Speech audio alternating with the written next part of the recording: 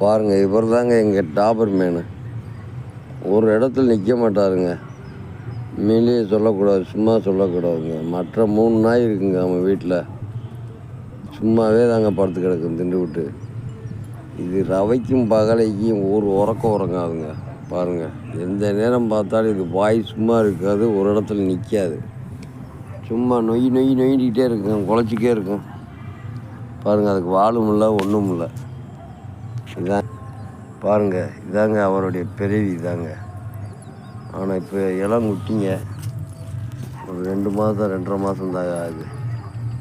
ஒரு இடத்துல நிற்க மாட்டார், ஒரு ஆள் அந்த வழியில் போக விட மாட்டார். இவர் பேர் ரோஷினி. பிடிச்சிருந்தா கமெண்ட் பண்ணுங்கள்.